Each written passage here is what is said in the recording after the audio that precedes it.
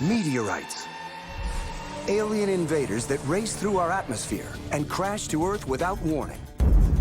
Steve Arnold and Geoff Notkin live to exhume these scientific wonders from deep space. Numero uno! Got one!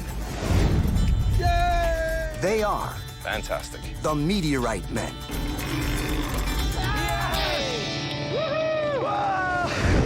On this expedition, We're back! Steve and Geoff lend their expertise to an important research project.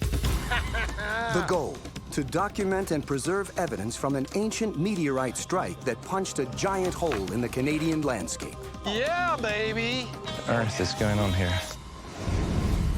Parts of asteroids that broke up 4 billion years ago, traveling at an astounding 17,000 miles per hour. They careen to Earth and remain buried until now. It's a bit chilly for those of us what live in the desert. But not as chilly as last time we were here. Steve Arnold and Geoff Notkin are investigating a recently discovered meteorite crater near the town of Whitecourt in Alberta, Canada. They've got shovels. Oh, when I was talking to Brad on the phone, and he said, what kind of digging thing do you have? And I said, oh, I used to use my pick with the magnet. And he goes, well, that's not going to be much good up here, eh? And apparently, the average targets are 8 to 12 inches down, and there's a soil layer, and then it goes quickly into the clay. And he said it's fairly hard digging, so they've got long-handled steel shovels for us. I didn't really want to bring them on the plane. It's just a wasted effort. Yeah. All right. And you know how to get there, right? sort of. This could be fun. Are you ready? Hey! Are you ready? Are you ready to go back to Whitecourt? Are you ready? Are you ready yet? Yes. Are you excited? I hated leaving Whitecourt. I hated the first leaving time. Whitecourt last time. Whitecourt is one of my favorite sites in the world. In fact, it's probably my favorite site on the entire planet. How cool is this? The guys first explored the location in 2010 Oh, ah! Holy cow! when they unearthed 5 iron space rocks, Oh my God. worth about $10,000. Way to go! But it was so cold. And we only had, really only a few hours. There is no site that we've been to that I want to go back to more than this one. But this time, the Meteorite Men are not hunting just for profit. We have an opportunity to make a really valuable contribution to science.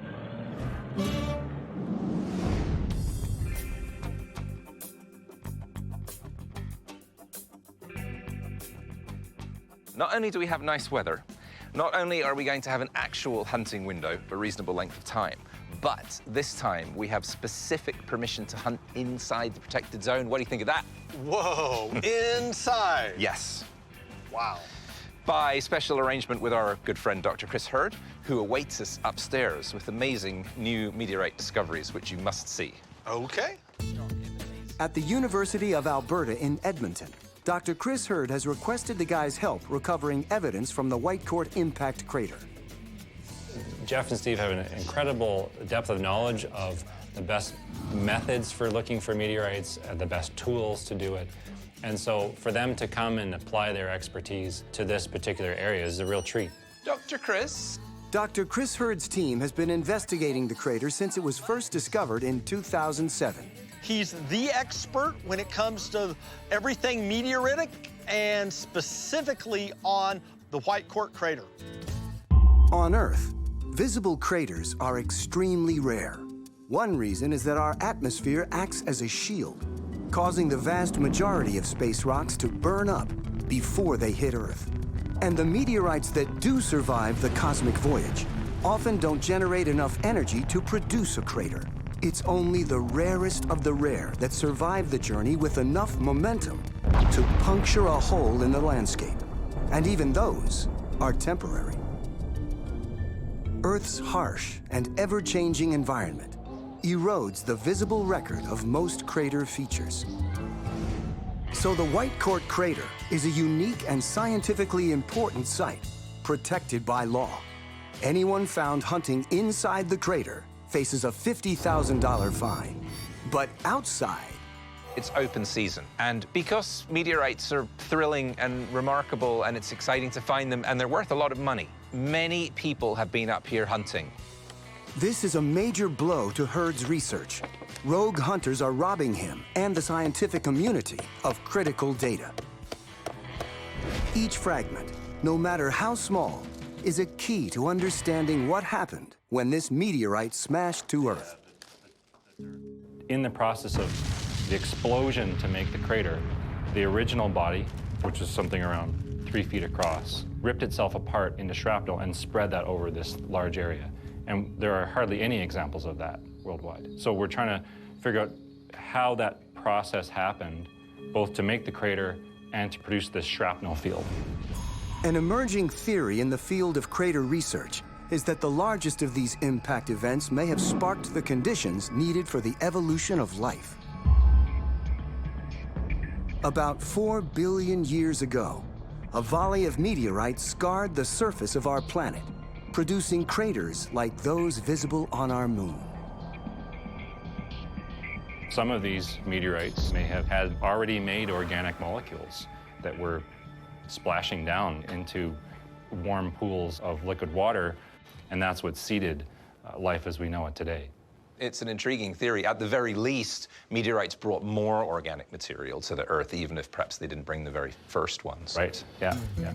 You've got something special in store for us. Well, the deal is I got you access, start working and go hunting. And we get the meteorites here so we can study them. Such a unique opportunity to hunt at a site that is almost entirely undisturbed, that we feel very special. It's almost like walking on the moon. We're going to do something that almost nobody else has been able to do before us. There's an incredible amount of work to do, enough to keep many people busy for many lifetimes. And the thing about it is that these are fundamentally rocks from space. They will tell you stuff about places that you can't really go. There's so much excitement in the future as more meteorites get found, more stuff to work on, new scientific questions to try to answer. It's a growth industry. Steve and Geoff make the 2-hour drive from the university to Whitecourt, but the crater itself remains obscured by lush forest. The only way to get there is off-road. That's a bit of a squeeze. See ya.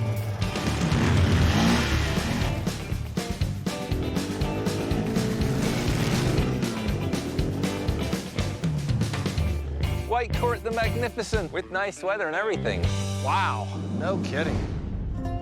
The guys first visited the crater in the dead of a Whitecourt winter. But that meant they could easily see the depression that had been stamped into the Canadian landscape. Wow. 118 feet in diameter and 30 feet deep. A change in the weather, and you can't see the crater for the trees. The guys meet back up with Chris Hurd, who's been collecting samples with his field team. I knew it was going to be overgrown, but I didn't expect it would look this different in the summer. It's actually really scenic. It's just going to be a bit harder for hunting. Have you guys learned more the trajectory on where things, and did it spew out in a certain direction more than others? Yeah, we think it came in from the southwest. And then the vast majority of the shrapnel is to the east. Well, we've seen the sites. I think we should find the rocks. Okay, and he's saying they're that way, so let's go find them. Yeah. The sides of the walls go up pretty sharp. You're in like a little amphitheater. It's quite striking. Every time we embark upon a new expedition, there's the brain power part. How are we going to play it? What equipment are we going to use? For this expedition, the guys are utilizing the latest and greatest space rock capturing metal detectors. So Geoff has introduced me to this new metal detector. It's supposed to be better, supposed to go deeper, supposed to help us find more meteorites. But it's not easy to get a delicate and sensitive detector through all of this undergrowth.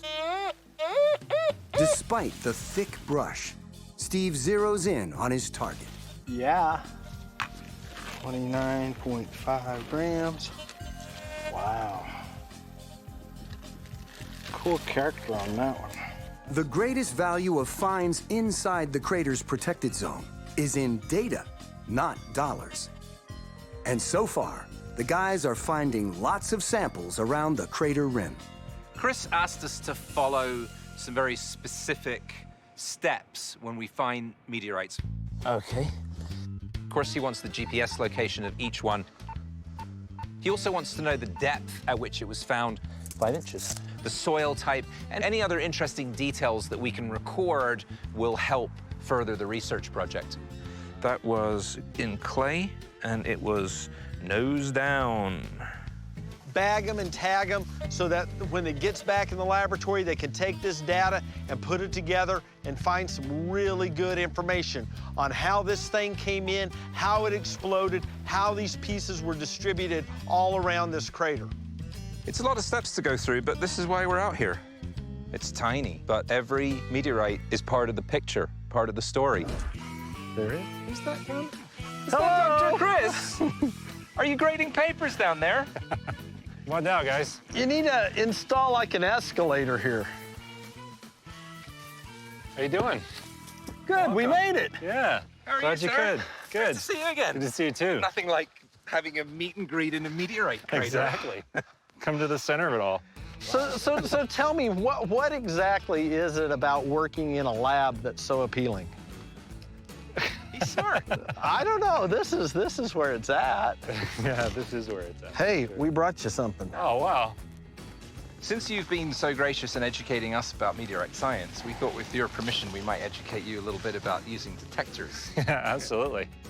But yeah, it's real lightweight, very sensitive. I think you'll like it. And we figured that if we're going to have the pleasure of your company out here, we expect you to dig up some stuff as well. We're not going to do all the work. Yeah. Leave some fun stuff. It was either that or bring a shovel. Yeah. You know, one of the two. So it's like, ah. Anyone can dig Got a lots of hole. those. So what are the rules for today? Well, now you guys are here with your fancy metal detectors. We can start filling in some of the information between the crater itself and the edge of the protected area. Before we start, specifics of how you would like each piece logged, bagged, any details, depth, that sort of thing you'd Sure. like us to record? Yeah, I mean, for larger pieces, it'd be nice to actually excavate down sort of next to it and get a couple of photos of it in place before we actually pull it out. Because you get a context of where it is with respect to the surface. So we want to do that before we pull those out. And then, yeah, basically just bag them and tag them after that. Okay. Now we're putting the pieces of the puzzle together. How many pieces were found? How big was the original meteor that came in? How much survived? All this, how it was distributed, maybe what angle it came in and how it broke up. I'm going to walk around the crater, and I'm going to keep walking around until I find an area that's rich in meteorites, and then I'm going to dig every one of them. It's virgin territory, enough to make any meteorite hunter's heart race. This is going to be like shooting fish in the barrel.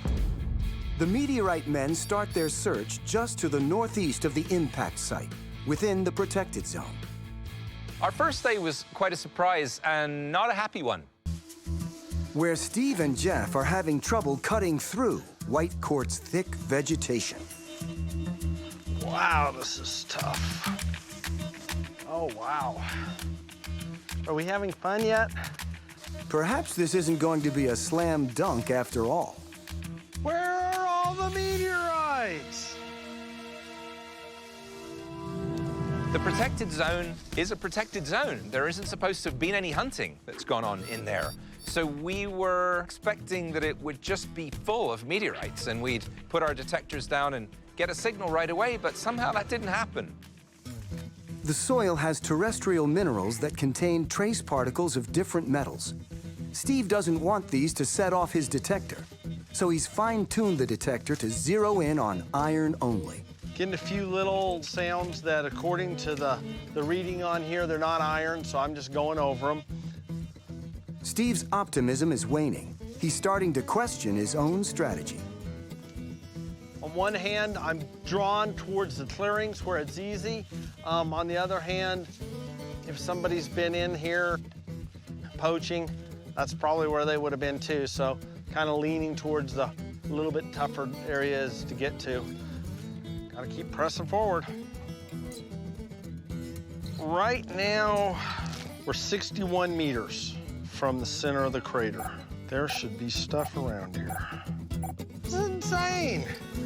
I thought we were gonna be finding them every 5 minutes. Where are they? I don't know if we were in the wrong area or if our equipment wasn't properly calibrated or we were just having bad luck. Well, I'm not even getting any good signals.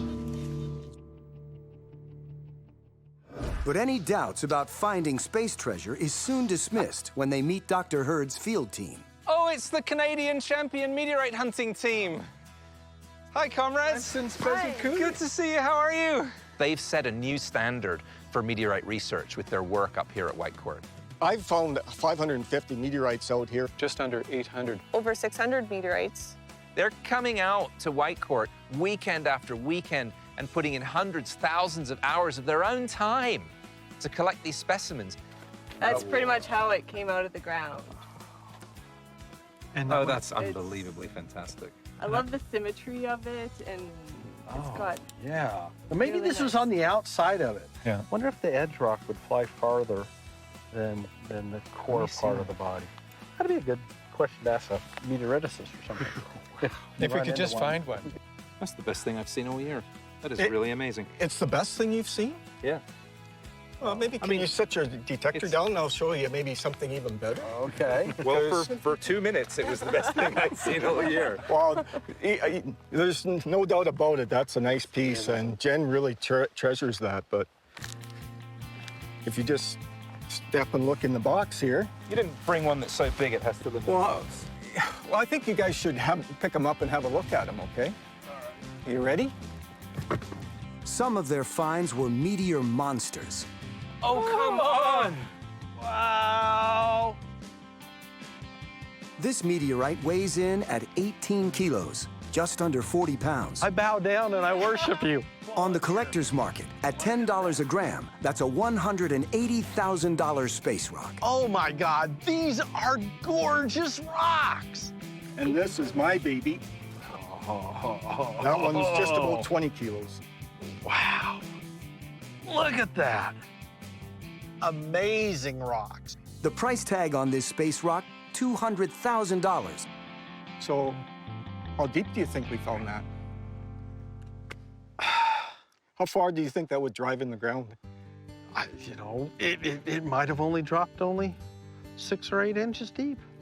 2 inches. 2 inches. That must have given you a heck of a signal when you went over it with the detector. Overloaded the detector. Yeah, no kidding. And it overloaded Jen's detector when she found this one, because this one was only 6 inches down. Wow. We got to see kind of a little show and tell out here. Got our appetite whetted. Now we got to go make it happen. Geoff picks up his search on the northeast end of the crater. That's one.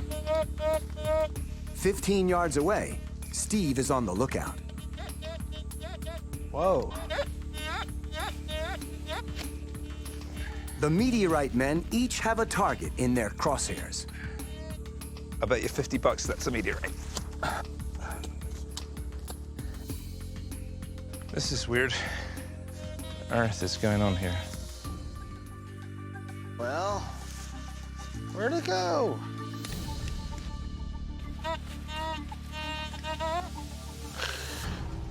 No, wire. What's a piece of wire doing out here? Not fun. Our expectation of finding many fabulous meteorites in a very short period of time was not fulfilled. Steve comes up with the idea that maybe no one ever thought to hunt by the warning sign along the crater's boundary.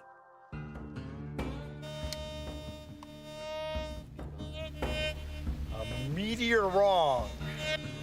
I wonder if it... Oh, this is too funny. Someone been tearing down signs and leaving nails around? Today, the guys were not as lucky as they thought they'd be. They have nothing worth showing Dr. Hurd. By sundown, it's quitting time.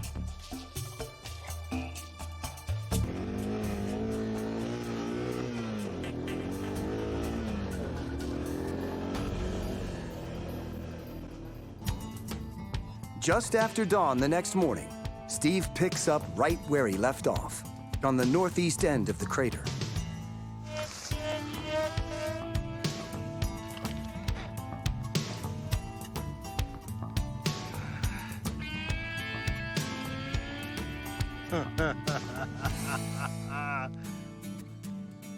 Oh, yeah.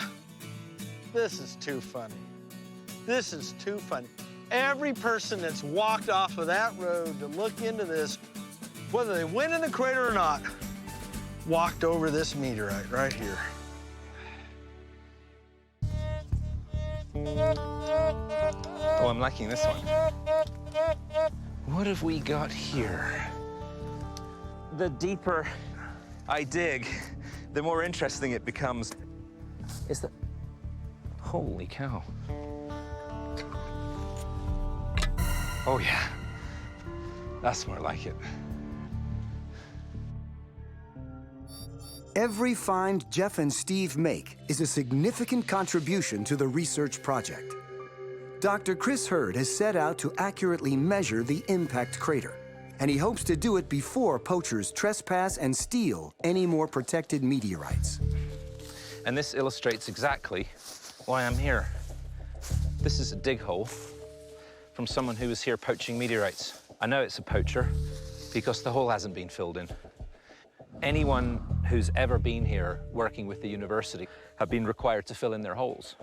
Whatever meteorite was here, and it was probably a fairly nice piece because it's quite a large hole, that data's lost forever because someone's stolen that piece.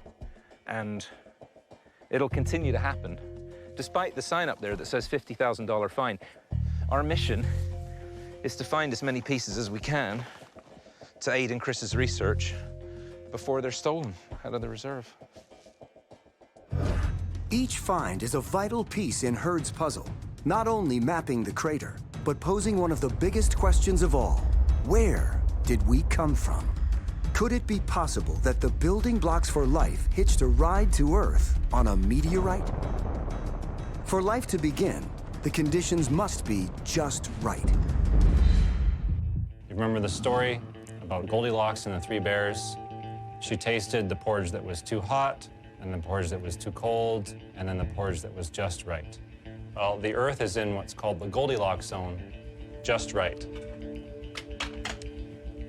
Here we have a Bunsen burner representing our sun and liquid nitrogen at minus 320 degrees Fahrenheit. That represents the coldness of outer space. If the Earth formed and got too close to the sun where it was too hot, it pops, bye-bye Earth. And if it is too far away in the cold of outer space, it shrivels up and it's dead. But if we put it back here in the Goldilocks zone, it's not too hot, not too cold, it's just right. And because the Earth is in the Goldilocks zone, we can have these pools of liquid water at the surface and then the right conditions for life to take hold. And meteorite impacts would not only have heated the water, they would have created unique underwater ecosystems that may have helped give rise to early life. Steve's digging a target. For Dr. Hurd, each find is a new link to Whitecourt's past. Ooh. There it is.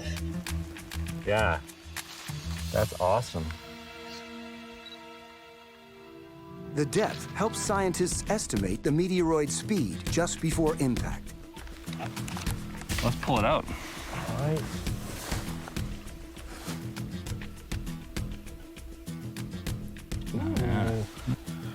Wow. And you can see where it's been ripped off. Yeah. Yeah, classic Whitecourt right there. Yep. Yeah. 67.35. Good find. Yeah, all right. Dr. Hurd will also put soil particles under a microscope to identify the chemical elements that made up the original meteoroid. With that evidence, he might be able to learn from where in our solar system the meteorite originated.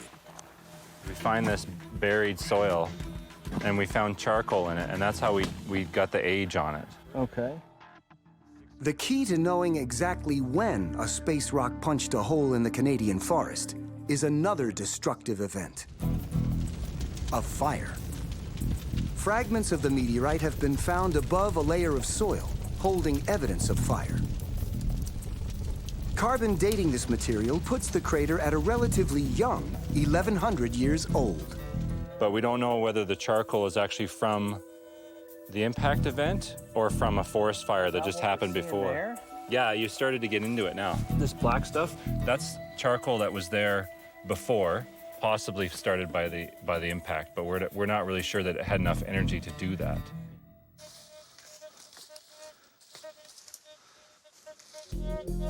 Oh, good. Oh, is that iron? Most of the irons are black. You can't see them when they come out. Where is it? That's why the magnet's invaluable. Oh. Oh, it's two tiny ones and one medium together. It was a pretty strong signal, and I was expecting a bigger target. That was deep, that little piece. Easily 12 inches. Jen Newman, a member of Dr. Hurd's research team, joins the hunt.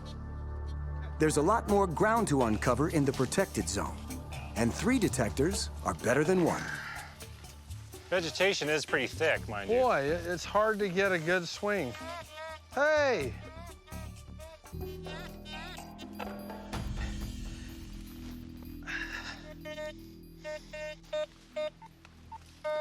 Oh! Oh!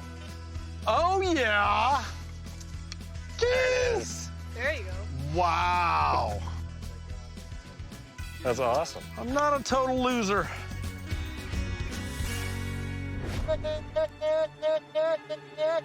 That sounds good. It's right in here. Oh. I just hit something hard. There it is. Oh, yeah. I gotta show Steve this one. Woo. I'm literally on the rim of the crater. I mean, it's right there. That's a gorgeous one. Love it. The location of each Whitecourt space rock indicates how the impact explosion distributed the shrapnel. It flung out of the crater and landed here 1,100 years ago and was then buried under soil. Geoff hasn't drifted far from his last find. He's still on the crater's rim. That sounds good. We're right on the rim of the crater, and I do not want to do any damage here. This is a protected site. I don't want to be gouging huge holes in the side of the crater, so I'm being particularly careful to make a small hole. We normally wouldn't expect to find a whole lot of specimens on the rim. Typically, the explosion will throw them out away, fling them away from the crater, but some larger pieces were probably thrown straight up into the air and just fell back down. Deeper is good. As we go deeper, the chances that it's a large target increase. So this is one instance when extra work actually makes me happy. Nice, clean, strong signal. Getting closer. Oh.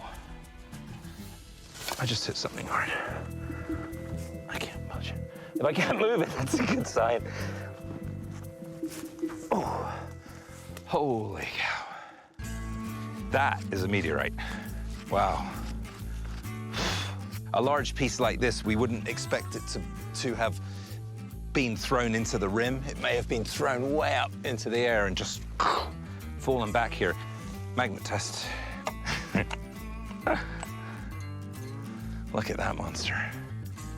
That's got to be 3/4 of a kilo. The specimen is a good sample for Hurd's research. Its size and location on the rim is a measure of the violent thrust of the meteorite's impact. And at about 800 grams, Geoff's rock would get $8,000 if it were available on the collector's market. Just over 11 inches down. Let's bag this. I just need to do the GPS. That's a happy task, logging a find of that size. The guys meet up on the south rim to check out their finds. Ooh. That's my best one so far.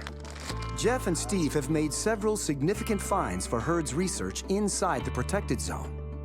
But now they want to take the hunt outside the zone. Any finds here will be of benefit to the project, because whatever they recover may expand the known boundaries of the impact site. I want to go outside the zone. Okay. What do you think? Yeah.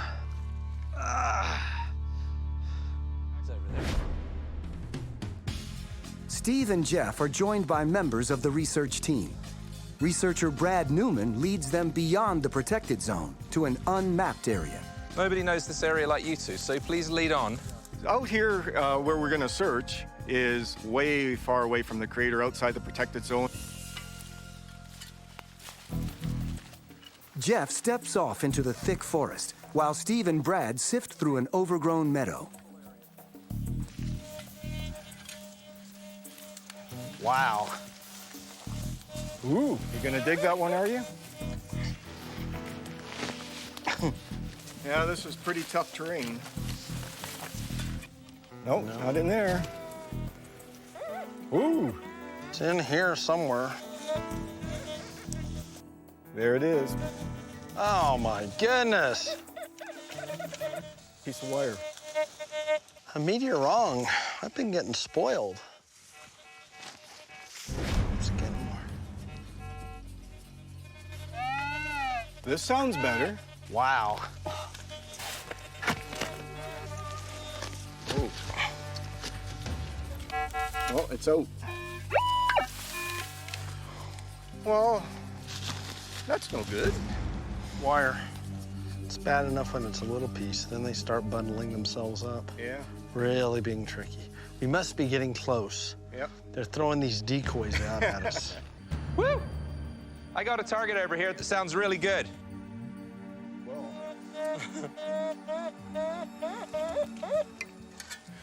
There it is. Oh, yeah.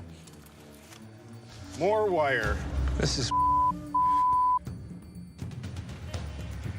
More wire. We come to this hill and all we're finding is wire. On a positive note, Nobody's been here hunting before. They would have That's already right. picked it up. Might be just below that log.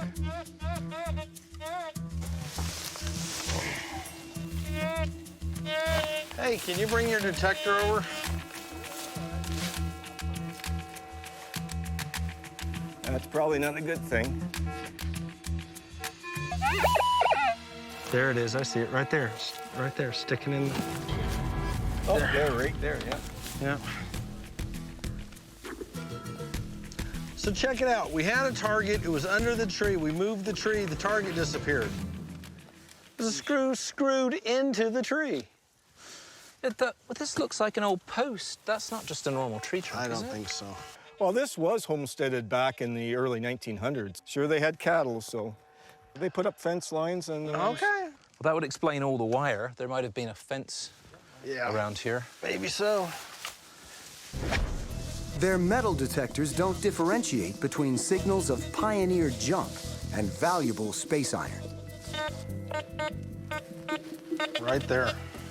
This is going to be a meteorite. It's going to be one. It's going to be one. This is going to be a meteorite. You're going to see, Steve. Hey, that's sounding kind of... Try right there.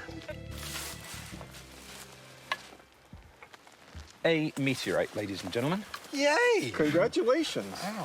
That's the real deal. The guys spread out to look for more of the real thing. Hey, Geoff, I got one. Well, I hope you brought a shovel. Oh! Oh, wow. Yeah, baby. I hear a lot of noise over there. Now, that's what I'm talking about. You That is betcha. a chunk. I better go investigate. How far are we from the crater? 547 meters from the center. From the center. Woo, hey. You may have set the record. What's going on over here, lads? Oh, super. Wow, that's a good size. 98 grams. Look at this one. expanded the strewn field. That's always fun. Exactly. A strewn field is a section of ground where 2 or more meteorites of the same type have been recovered. Steve's latest find is noteworthy. It pushes the known parameters of the Whitecourt site. The guys regroup and head back to the protected zone. Oh, yeah. Boy, I was hidden. Couldn't even see it. It's not even really orange, but pretty juicy piece. 41 grams. Nice. On the western rim, Geoff has his ears on a target. Oh, that sounds good. It's right in here. Oh, that's more like it. Oh, yeah, this is superb. This is why I'm out here. A classic piece of shrapnel. It's really angular. Look at how the surface here is twisted and bent at that sharp point. That is a piece of shrapnel. That's been blown out of the crater following the impact. That's why we do it. Beautiful. Shrapnel is key evidence for Dr. Hurd because it helps verify the path a fragment took at the time of impact. This is one of the most precise and detailed mapping projects related to meteoritics that's ever been undertaken. Perhaps the most detailed. And it's thrilling and also an honor to be part of it. Hurd can then map the site with a higher degree of accuracy. There's so much growth here. There are a lot of fallen trees. Most pieces found here are between 4 inches and 15 inches deep.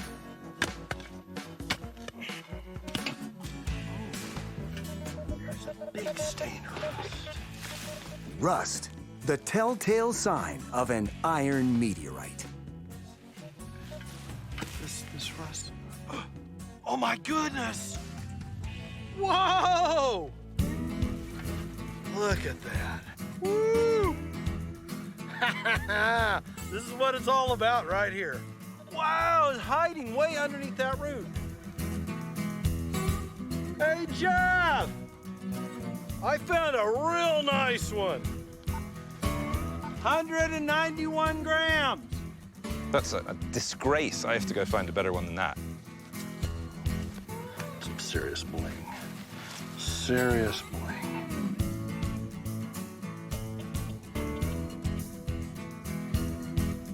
Best one ever for me.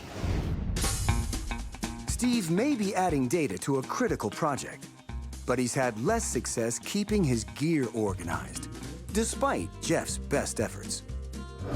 This is a meteorite hunting kit that I designed, and it's got this fantastic digital field scale, magnet, baggies, pen, a loop. It's really everything that you need.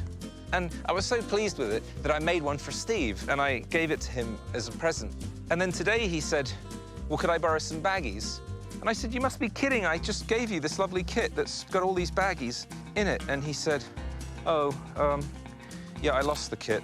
Where'd I leave my shovel? I'm gonna go get another shovel. Great. Where's my magnet? I'm gonna go find my magnet. I left home without my magnet again. Where's the magnet? I seem to have misplaced my magnet. Oh no, where'd my magnet go? Again? The magnet's not attached. I'm gonna run off and find a magnet. Wow, this is overloading me. Oh, well, look at this. Did I lose my walkie? That's not good. Don't blame that on me. Ah. I should have known. As it gets towards the end of the day, you've got this thing, you go, I just want to find one more good one. Just one more good one, and then I'll quit. And it's getting late, and you see the sun going down. Crazy. What on earth is going on here? I'm having a heck of a time pinpointing this give that a try, thanks. Why don't you help me with pinpointing if you don't mind, since you're a master at that. He's out. That's it. Nah, it can't be that tiny. They're little tiny fragments. There we go. There. Woohoo! All right. Nice one. After the guys bag and tag the last of their targets, they pack up the hunt.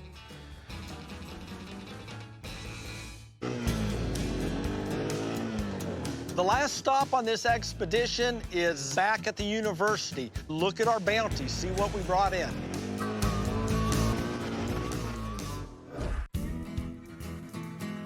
Prepare to be amazed.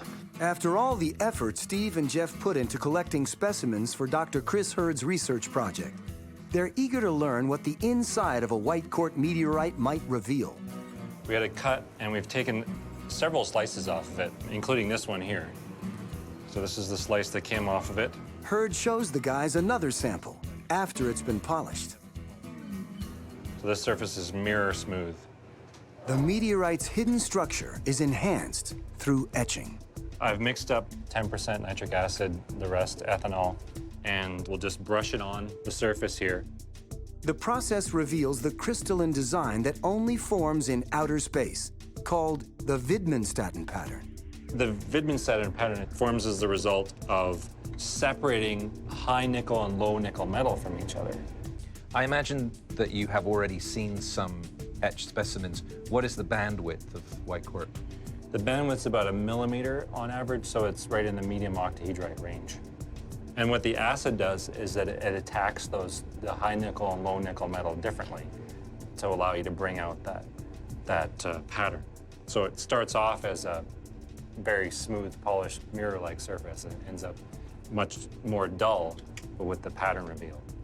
This is one of my favorite parts of meteorite science, watching the etch pattern appear much like a photograph in a bathtub developer. As the etch is working on the surface here, it makes each band slightly reflective from a different angle. So sometimes you can come in with different colored lights at different angles on it, and they kind of mesh together and look really, really cool, because the individual lines will pop out in contrast with each other. But it's mostly just different scales of gray. As you can see, guys, here, we're starting to see each line, each lamella, as we call it, each little width of camosite, the low nickel alloy, start to appear. And the significance of that is that it's representing very slow cooling and separation of the high nickel from the low nickel over a long period of time. The crystal patterns in iron meteorites range from very coarse to extremely fine. The thickness of the crystals in the pattern depends on the amount of nickel they contain and how slowly the metal cooled. With this information, scientists can estimate the size of the meteorite's parent body, because larger asteroids cool more slowly than small ones. So that really gives us insight into what was going on in the asteroid that this thing came from, way back at the beginning of the solar system. We'll start to see it come out. Oh, wow. That's nice. What do you think, guys? Fantastic. So this tells the story of what the asteroid went through as it formed in the early part when it cooled. That's right. Dr. Hurd estimates that in space, the asteroid from which the Whitecourt meteorite came cooled at around 50 degrees Celsius per million years, which means that asteroid was at least 30 miles across. So there we go. Oh, that's really gorgeous. Having seen what can be revealed through analysis, it's time for the guys to present their samples. Wow, this is quite the haul, you guys. What you guys have done is filled in a huge portion of that protected area, and we have all shrapnel. In the couple days that we were in the field, we covered a lot of ground, and we were able to really flesh out some of the blank spots on our map. I love this one, and it was nose down, perfectly flat, like this. Yeah. Having an idea of just what carried further away and what didn't will help us in sort of piecing it all back together again, figuring out what happened. Even something about how the explosion took place. We get an idea of the original mass that came in through the atmosphere, and something about the timing of it, something about the age of the impact crater itself. The continuing study of meteorite craters across the globe helps researchers investigate the theory that life's raw ingredients may have originated in space. We have evidence from some meteorites that have been studied that there are pre-made organic molecules. It's not life itself, but it's the right stuff for life to start in these meteorites. And if those were falling to the Earth 4 billion years ago into the warm pools at the surface, they would have seeded the Earth with the things that we need for life. Knowing that these molecules formed in space suggests that some of the makings of DNA were drifting down to early Earth as life began to evolve. The theory also has implications for extraterrestrial life, because meteorites may have delivered these building blocks not only to Earth, but to other planets. Steve and Geoff weren't the only hunters on the Whitecourt team who found space treasure. It's the veterans of the Whitecourt expedition. Brad Newman and his daughter Jen have also been gathering samples, but they've been working the crater for weeks. Looks like you got some nice ones there. Steve and Geoff are presented with a first-hand look at not only their contribution, but all the space rocks recovered on this mission. If you give me a little hand here, we can unwrap. Be delighted. It's an impressive haul. Sitting there on the table in front of me, there's over 400 meteorites. Good Lord. This is fantastic. You guys have done such a fantastic job. It's just amazing to have all of this material to work on. It'd be years worth of work right here on this table. Excellent. We'll take good care of them. They've traveled a long way so that you could study them. Walking in, seeing all the meteorites that we found as a team was really encouraging, made me really proud.